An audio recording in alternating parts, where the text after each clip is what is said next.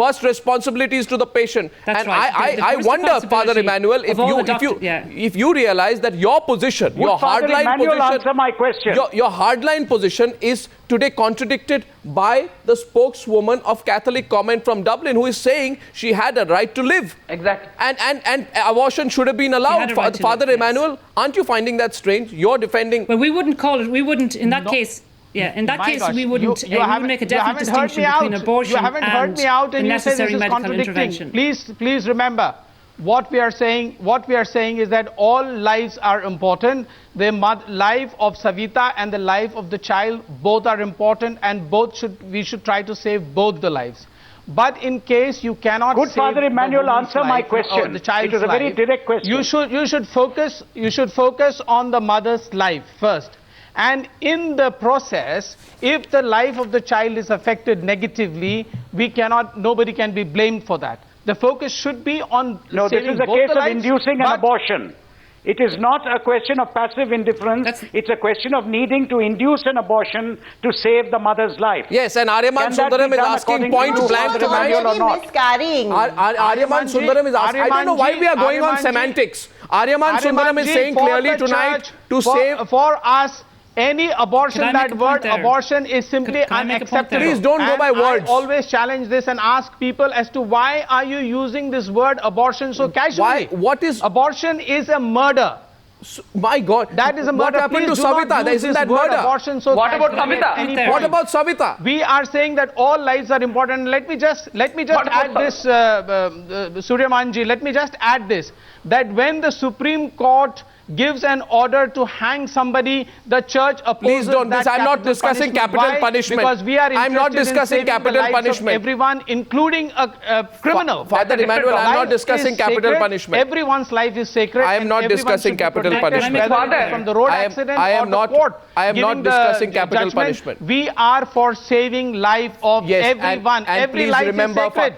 Father Emmanuel, I request... Father, definitely we agree. Father Emmanuel, because of the rigidity of some people, 2 lives have been lost in this case. The fetus was anyway not going to survive. In this case, Savita also died. Remember that. Yes, Rahul is very careful. And Father, we hope you being a very... Every day, you being a highly respected... Every day in hospitals, when doctors take somebody to the operation table, they get a signature from the husband or from the father or from the mother every time that this is going to be a risky thing. Father, you are diluting the issue. Don't dilute the issue. You are diluting the issue. Don't dilute the issue.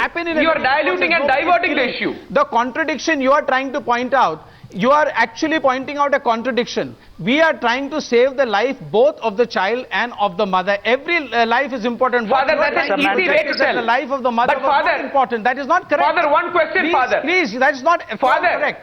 Every life is important. Do you get that correctly? Do you get that correctly? Every life is important, and nobody tried to kill the mother. If in the process it happened, there are many deaths nobody that tried, happened by but eventually ended up killing or by Father Emmanuel, you are, with all respect, many things we do not even come to know. Father Emmanuel, you are tying yourself up in knots, by saying that nobody intended to kill the mother, but if something happened, I mean, a person died, for God's sake, Father. Father, one lady was begging for her life. One lady was begging for her life. One lady was begging for her life and she was not allowed. Are you ready to condemn the doctor's statement when he says it's a Catholic nation, we won't allow it? Why don't you, as a secular, respectable person, condemn the doctor's argument? That's my point. Why don't you condemn the doctor's argument for not giving her abortion? Could I just clarify something as regards to medical practice in Ireland? Excuse me. Rahul, could I just clarify something as regards to medical practice in Ireland? Rahul, if I know all the facts as to what happened exactly, then I will condemn. I am not in the habit like you to condemn anybody immediately without knowing the facts. Okay? I will condemn. Father, it is an easy way out. It is an easy way out. 1 second, I'm getting an input. Please let, yes, Ms. Matuna. That you are covering Rahul Ishwar, Ms. Matuna is coming in with a point from Dublin. Yes, go ahead. Yes, just clarify with regards to our hospitals in Ireland. Terminations of pregnancy do occur all the time in Irish hospitals if they are necessary. Doctors are absolutely allowed and obliged to intervene, and these kind of terminations of pregnancy do happen. all the time around the country. We actually have a very, very, very low maternal mortality rate because we have such a high standard of care for pregnant women in Ireland, and we have one of the lowest maternal mortality rates in the world. To suggest that Irish women are dying because they do not have access to abortion is simply untrue. They have absolute access to all and any necessary medical information. I'm talking about Savita of this case. But to suggest that women are being allowed die because they are not given access to abortion in this country is untrue. The huge difference between a doctor intervening to terminate a pregnancy where the life of the mother at risk and an abortion where the sole intent of the procedure is to kill the unborn child. There's a huge difference between those two procedures. Why should... And the former, which is a life-saving treatment, and where the medical staff involved will do their utmost and give great dignity and respect to both patients involved. That happens in Ireland all the time. So please do not try to confuse the Indian or any other public who may be watching today. Please do not try to confuse them about that. Ms. Matuna, the fact is to offend our obstetricians and gynecologists who give a huge, very high standard of care to these women. I am Again, quite sure. I reiterate, we do not know what the exact circumstances were with regards to this woman. There may have been reasons why this doctor did not or could not intervene. There may have been medical reasons. But you are bandying about, this is a Catholic country, I cannot give her abortion, as if it was one whole sentence that was written down on a certificate, when it is absolutely untrue. Number one, those two things are not even said together. This is the beginning of a clever cover-up operation. For a doctor to respond to a request for abortion when a woman is in agony by saying this is a Catholic country. Do you think that is wrong? I mean, can I say something on that? This is never a pro-life debate. We are all pro-life. We have to be very careful. This is not a discussion about pro-life. 1 minute, Rahul, one second. Rahul Surania is at this... No, it's not. And I don't know why, this is being reduced into a pro-life, pro-choice. It's not. This is about what's happening in Ireland and what's happening in Irish hospitals. Just answer that lady there about the comment. And we should really be sticking to that. Yes, go ahead, Petra. Could I just ask, in relation to that question, we have to be particularly careful here. We have to be particularly careful here in Ireland because we're very conscious that we have to wait until the procedure has been followed. It's not at all any, throwing any doubt on what so you don't believe what the husband is saying. You believe that prima facie the husband is lying. No, absolutely not at all. I mean, why can't you come out and say that if it were true, if it were correct that this doctor responded to the request for accelerating the miscarriage by saying that this is a Catholic country would be wrong? You're not even willing to say that much. And either you're completely irrational or you fundamentally believe that the husband is lying. Yes, go ahead, Petra. Yes. So just in case, just for the point of view of being careful here from a legal point of view, but if that was said, we're not suggesting that it wasn't said, but if it was said, then that should not have been said. Why was it said? Why was it said? Why was it said? Why was it said? This is where we need to. Okay, so assuming it was said, this is where we are so eager. Everybody here, I'm sure in India and definitely in Ireland, are so eager to hear more information on this. Then it becomes Miss Conroy. Anybody. Miss Conroy. That should never have been. I'll just finish the sentence. I just finished the sentence I'm making. That should never have been said to anybody because under Irish law, under current medical practice, and from a Catholic perspective too, that poor lady, Savita, should have received everything she needed to all the treatment that she needed to keep her life safe and to make sure that she came out of that safely. So if that statement was made, it should never have been made. Expressions of if it was made, it should never have been made.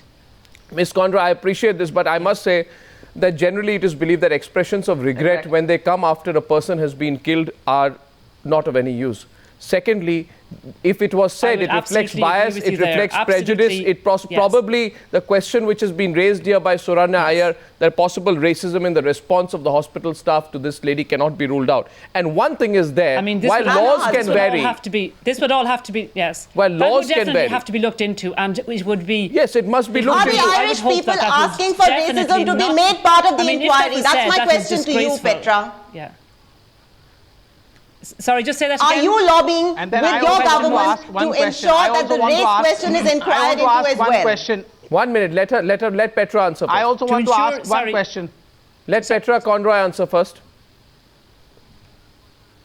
So the question was, am I lobbying to ensure? I didn't catch the end of the question. No, the question is very clearly from Suranya Iyer, who's a human rights lawyer in Delhi. And she's asking you tonight whether or not racism and the possibility of a racist response to Savita leading to a situation where medical practitioners blindfolded themselves and allowed her to die, whether that is part of the inquiry that Ms. Mathuna is constantly referring to. Yeah, I mean, I would look at, we can't, I would hope that it would not. I would be absolutely shocked to find that it was racism. All right, if that was at the root of it, because so this is what happens in these countries. Because in our system we have they cite an inquiry. They don't even know the scope of the inquiry. I mean, this is just a massive cover-up.